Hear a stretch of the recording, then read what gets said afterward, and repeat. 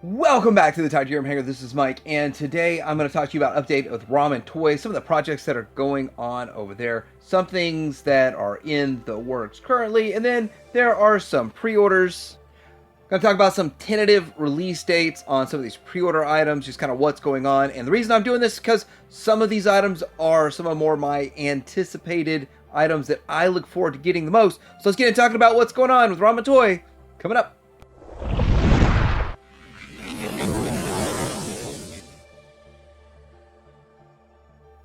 Okay, so first off, I do want to talk about this set here. This is what they call Musk, the Modular Underground Sewage Command, the Ramen series. Kind of a fun little twist on there, but it does look really good. It does look like it's going to be a great value for what you're going to get in a diorama set, and they actually have made a prototype. Here it is brought to life in reality, but it was said that the actual prototype itself is smaller than what the end result will be, but it'd make it a little bit more manageable to work with so that they can see how it's coming out, how it's looking, and those kinds of things. But it will be much bigger than this. This is a half-scale prototype. It will be twice the size of this. It will be the 1/12 scale, but does look really good. So this sewer diorama is modular, has a lot of components, a lot of pieces. Let's look at some pictures and then get into what all is going to be included. Here's just some close-up shots here. This is up top, the street view and the extra wall. You got fire hydrant on there. So this does look really nice. And, you know, when I first started looking at these pictures, I started looking at how all this looks so real.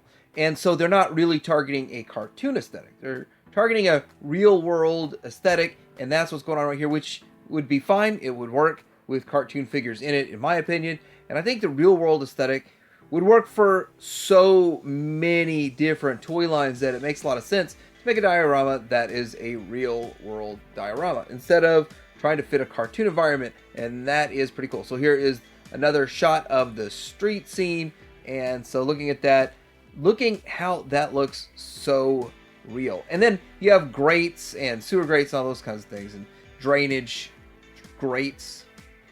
Here's the inside of the room. Now, one of the things that was pointed out in a live stream by Ace is that left lower section there's going to be removable, so that's kind of cool too. So I'm not sure what you're going to be doing in the removable section, but it adds a little bit of functionality, playability, and stuff to the set, and so stuff like that does make it quite interesting. Now this is built up of different floor units, different wall units, back and side walls, and there's a lot more detailed explanation in Ace's live stream, but we'll get into all the components that will be included here in just a minute. And then here is just a shot through the wall of the sewer hole there, the sewer pipe. That looks pretty cool. This photography is really interesting, how this was taken, so that you kind of see the depth and what's going on with this thing. Here's a mock-up of some furniture in it, and the whole point was pointed out that this furniture looks giant in here because this is a half scale of a prototype. So it would look much better when it's the real full-size, full scale. So this is really a very interesting set here. And here's another shot of it, and I do like how somehow they got that A-Team van on the outside. There's an A-Team van parked outside. That looks like a whole lot of fun too. So many different options, so many things that you can do with this, and really I think they've knocked this one out of the park. It looks amazing. Alright, so what all is included with this? You're going to get 4 pieces of 12-inch by 8-inch sewer floor section, or 4 floors basically is what it is. So that's kind of how it's going to work. And then you get 2 pieces of 12 by 14 sewer back wall section. So there's 2 back wall sections there. And then you get 2 pieces of 16-inch by 14-inch side walls. So that's pretty cool too. So you can build this thing however you want. Set a piping system. Now the thing is, the piping system is going to be where you can set it up however you want. It's not a set piping system. So you can, the smaller pipe around the top, you can move it around, put it in different places however you want. Then a circular large sewer grate cover. So there's a large sewer grate cover right there in the back. And then 2 modules of LED lights, circular small sewer grate cover, circular street sewer cover, 1-piece ladder, 2 pieces of vertical pipe with release valve. So it's just a lot of parts that are going to go with this, a lot of customizability. And I'm believing this is the upper section. You're going to be getting 1 piece of removable brick wall section. So that back brick wall appears to be 1 giant piece. You get 4 pieces of 12-inch by 8-inch street section. And then 5 pieces of sidewalk section. And then 1 piece of sidewalk section with drain, opening, and grate. 2 pieces of building section with opening door, and 1 piece of fire hydrant. So just a whole lot of stuff that's included with this, and there's going to be a whole lot that you can do to make this thing customizable and to fit your display needs. Price of this is $159 excluding shipping, so around $200 shipped. No, Target was between $150 to $180 for the price of this, and then shipping, so around $200 shipped is pretty good considering the fact that this is a pretty good size item, includes quite a bit with it, and that is a pretty impressive price. And larger competitors can't seem to do a better price on this, which is quite interesting. So anyway, I wasn't in on something like this for $300, but at $200 shipped, I'm really tempted. It looks so good.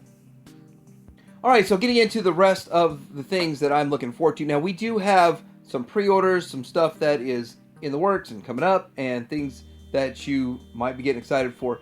So now, first on this list here, we've got some pre-orders for the Red Gullwing. So if you want to get in there and pre-order a Red Gullwing, this is going to be a different one than the first go-around. They made a lot of changes. I've talked about that in the past, but the many notable changes, and it should say that in the details, but the tan interior that's not shown here is a big change. The dark rear spoiler, then it's going to be like a silver on the mask instead of it being gray for the character, but this is still going to be an amazing piece. The original one is phenomenal, but this is also going to have a shinier sheen to it than the first one. So there's going to be improvements to this, and some things that people feel are a step backwards, but it kind of has to happen. There's just no way around that. These changes have to get made, but there are some improvements also at the same time. Would be kind of fun to hodgepodge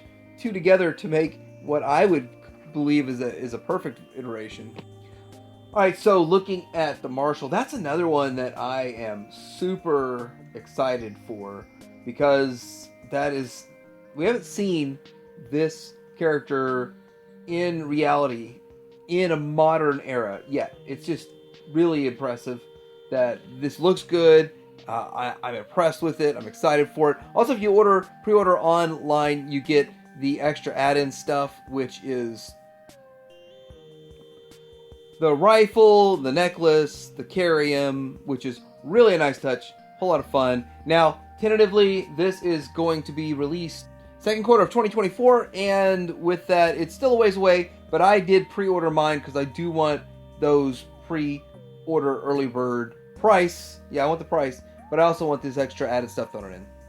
Alright, next up we got the Ramen Racer, and this seems to be the most popular product they've made so far. You can get this in the graphite black, or you can get it in the tiger orange color, and there is just so much going on with this, and it has electronics, it's just amazing.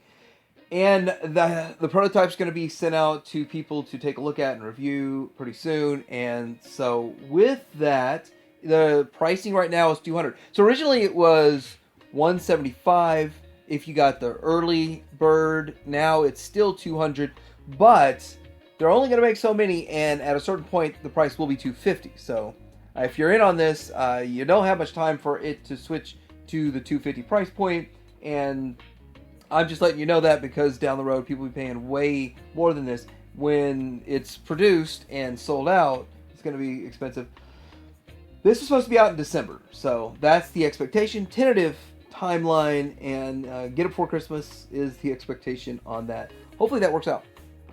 Next up we have the Phantom Foil, 112 still.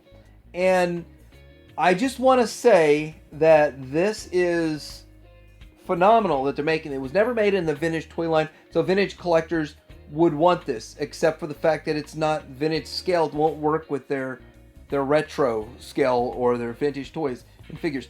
But it was never made, so having a representation of this is just phenomenal. It's amazing that it's happening.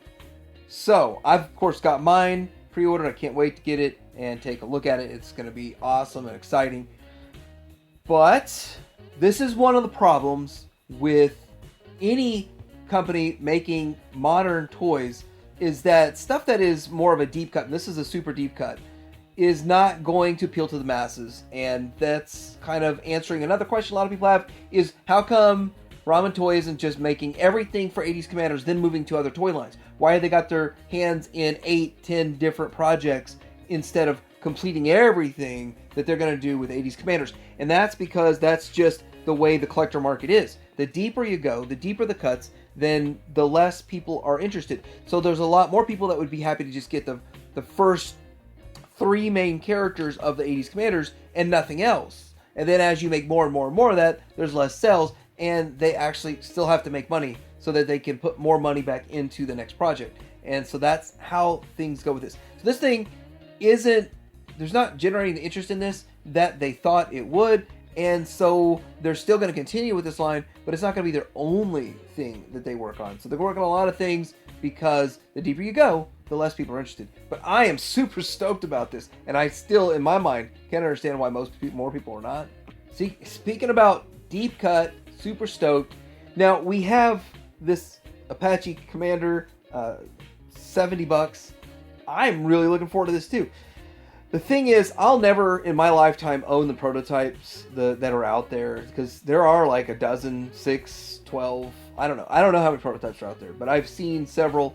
They're up to like 7,000 or 8,000 now. They were 5,000 when I started collecting Centurions 5 years ago or something like that.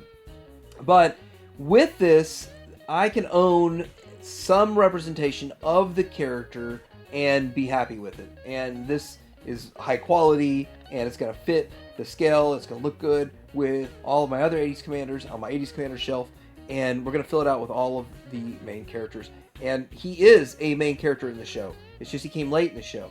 But this is another one of those deep cuts, and get it while you can. I don't see another production run this ever again. Okay, so we did get all of this. It's still in stock.